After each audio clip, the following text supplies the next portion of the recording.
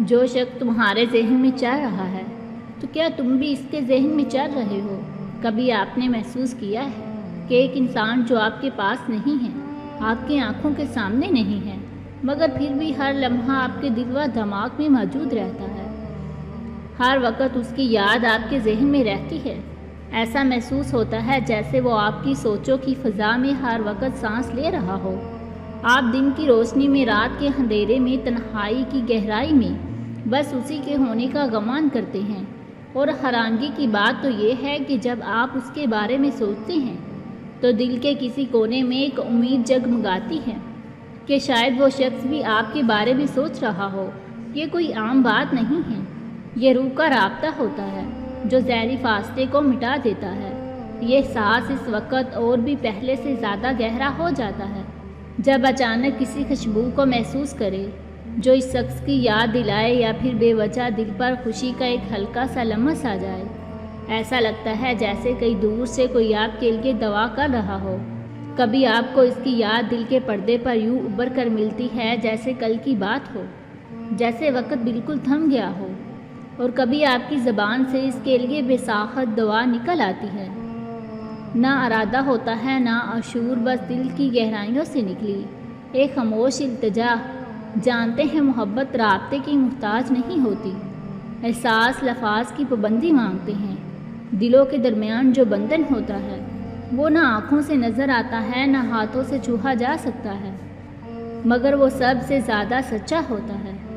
آج کی اس ویڈیو میں ہم ایسی 10 روحانی نشانیاں جانیں گے جو نشانیاں اس بات کی طرف اشارہ کرتی ہیں کہ اگر آپ کسی کو شدت سے یاد کر رہے ہیں تو ممکن ہے وہ بھی آپ کے بارے میں ایسی شدت سے سوچ رہا ہو اور آپ کو محسوس کر رہا ہو۔ پہلی نشانی یہ ہے دل کی بے چینی اور اضطراب۔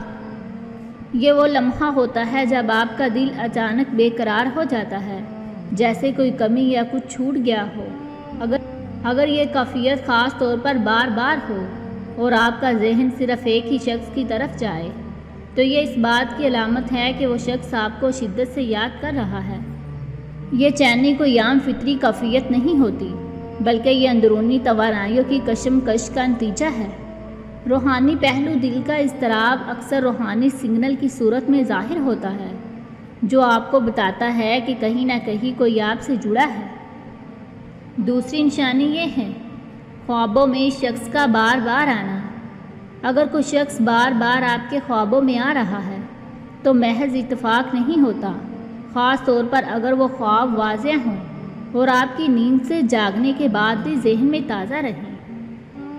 حضرت علی رضی اللہ تعالیٰ عنہ فرماتے ہیں محبت چھپائی جائے تو خوابوں میں ظاہر ہو جاتی ہے۔ روحانی طور پر خواب ایک دروازہ ہے جہاں روحیں وقت، فاصلے اور الفاظ کے بغیر جڑتی ہیں۔ خوابوں کے ذریعے ہمارا لاشعور ہم سے بات کرتا ہے۔ جس شخص کو ہم چاہتے ہیں یا جو ہمیں چاہتا ہے، اس کا عکس لاشعور میں جگہ بنا لیتا ہے۔ بعض اوقات خوابوں کو روحانی ملاقات کا ذریعہ سمجھایا جاتا ہے، جہاں دور روحیں نیند کی حالت میں آپس میں رابطہ کرتی ہیں۔ تیسری نشانی یہ ہے ایسے وقت میں جب آپ اس کے بارے میں سوچ رہے ہوں وہ اچانک رابطہ کر لے۔ یہ اتفاق نہیں، دلوں کا تعلق ہوتا ہے۔ اگر آپ کسی کے بارے میں سوچ رہے ہوں اور اسی لمحے اس شخص کی طرف سے کوئی کال یا میسج آ جائے تو یہ دل کے درمیان ہوتی ہے۔ یہ تصدیق ہے کہ ہم آہنگی کی زبردست علامت، دونوں دماغ ایک جیسے وقت پر ایک ہی توانائی کو محسوس کر رہے ہیں۔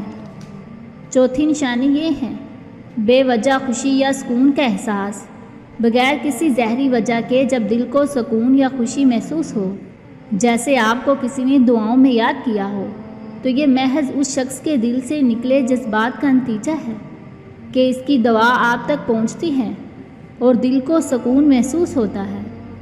بار بار اس شخص سے غیر متوقع طور پر ٹکرا جانا۔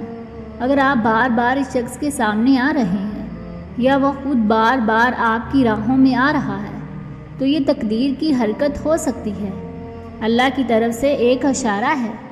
واصف علی واصف لکھتے ہیں جو لوگ بار بار اتفاق سے ملے وہ اتفاق سے نہیں ملتے، ان کے بیچ کچھ لکھا جا چکا ہوتا ہے۔